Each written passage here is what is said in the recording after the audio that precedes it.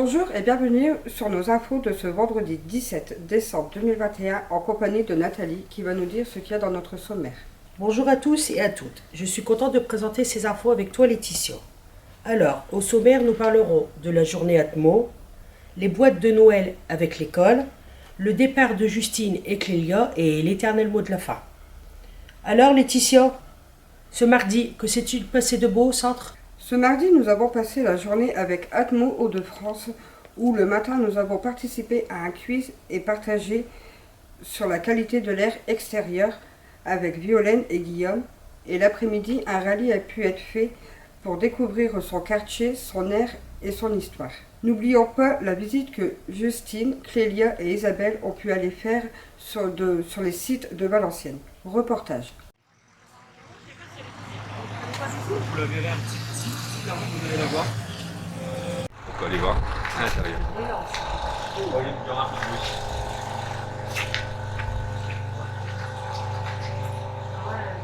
Moi, ça fait comme un lit dans. Voilà. Alors là, on voit quoi là sur l'écran?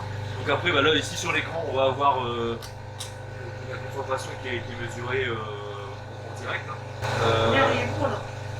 C'est ce qu'on mesure en direct, ça va, c'est des valeurs qui sont plutôt faibles.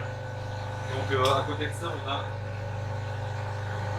en fait tous les appareils sont reliés à une centrale d'acquisition. En fait, c'est un ordinateur qui va enregistrer toutes les données qui sont mesurées par les appareils. Et donc en fait, elles vont être stockées sur ce système d'acquisition. Et nous, on va venir récupérer de l'île. Toutes les données sont téléchargées à notre centrale. Et on peut consulter à distance tout ce qui se passe dans la station. Donc avec ces deux analyseurs de particules, on a un analyseur d'oxyde d'azote qui est à côté. Donc ça, ce sont des polluants qu'on va plus mesurer en proximité urbaine, donc dans les centres-villes. À côté de ça, on a un modem aussi pour venir se connecter directement à distance sur le système d'acquisition, donc pour récupérer nos données. Et on a aussi des bouteilles de gaz qui sont dans le fond, parce qu'en fait nos appareils doivent être vérifiés. Alors nous on passe faire des vérifications avec des bouteilles de gaz pour vérifier que l'appareil réponde bien et que sa mesure soit toujours conforme. Donc tous les 3 mois, on vient vérifier l'appareil. On met 2 bouteilles aussi pour faire ça à distance. Ça, on fait ça une mesure entre 1 et 5 jours en fait. Pour quand même vérifier que cet appareil est correct, mais ça nécessite quand même de le vérifier avec des moyens plus précis tous les 3 mois. Et ça nous permet de voir s'il y a un décalage aussi entre cette période. Si on voit un décalage qui est supérieur à 5%, on vient et on vérifie si l'appareil a vraiment cette dérive. C'est tout ça dans le but d'avoir toujours des mesures le plus précises possible.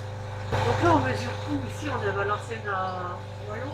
Oui. Et on mesure où? C'est que dans l'air d'ici? Ou ça Oui. peut aller aussi un peu plus loin? Ici, là, on prélève l'air qui est ici. C'est vraiment en local. Ouais, c'est en local. En fait, on quadrille, on a différents types de stations. On a des stations qui vont être en proximité automobile, comme ici.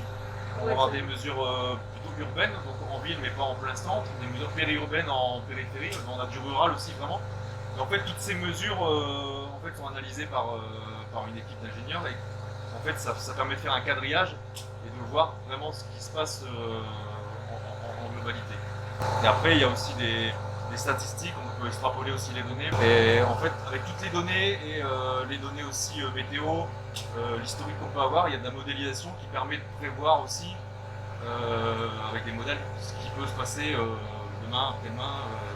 Donc celle-là, elle Donc, mesure l'urbanisme, dehors, une voiture. Et la deuxième, elle mesure quoi? Donc ça va être le même type de polluant. Dans la deuxième, on va avoir des PM2,5, on va avoir du monoxyde d'azote et on va avoir aussi de l'ozone. L'ozone, c'est un polluant secondaire en fait qui va à partir des émissions de polluants primaires, en fait, se transformer sous l'action du soleil. Et donc en fait, c'est quelque chose qu'on va plus retrouver en été. On a un ensoleillement assez important. Vous pouvez nous rappeler, elle est où la deuxième station? C'est l'école Acacia. On va chercher le nom.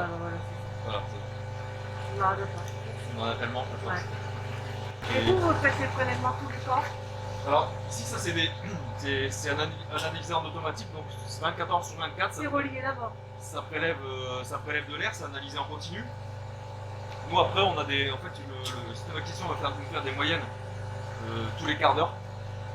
Donc on a une moyenne sur ce qui a été prélevé et c'est 7 jours sur 7, 24 jours sur 24.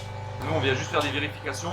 Les maintenances bien sûr il y a des choses à changer, des pièces d'usure, ça tourne tous les jours en continu. Je vais juste refermer la porte pour pas que ça baisse trop parce que. Allez. Ça va tout En fait, on a changer. dans notre assiette, on va faire ici aussi. Dis Nathalie, j'ai vu qu'une récolte de boîtes a été effectuée. Tu peux nous en dire plus? Le lundi 6 décembre, en partenariat avec l'école primaire Émile Zola, l'association Face à la rue et le centre social, nous avons été accompagnés de parents et de professeurs et d'élèves pour préparer des boîtes qui vont être distribuées à des hommes, des femmes et des enfants les plus démunis. Pendant que les enseignants et les parents remplissaient les boîtes, les enfants faisaient des dessins que nous avons glissés à l'intérieur avant de les emballer. Une centaine de boîtes a pu être faites. C'était très agréable de participer à cette action. Laetitia, j'ai su que 2 personnes nous quittaient. Peux-tu nous en parler? Oui Nathalie, Justine L, animatrice sans socio-connectée, et Clélia Perrault, animatrice numérique et enfance, nous quittent pour de nouvelles aventures. Bonne continuation à elles deux. Pour ma part, je vais vous laisser avec Nathalie pour notre éternel mot de la fin. Je vous souhaite à tous de bonnes fêtes de fin d'année ainsi que de bonnes vacances. À bientôt peut-être.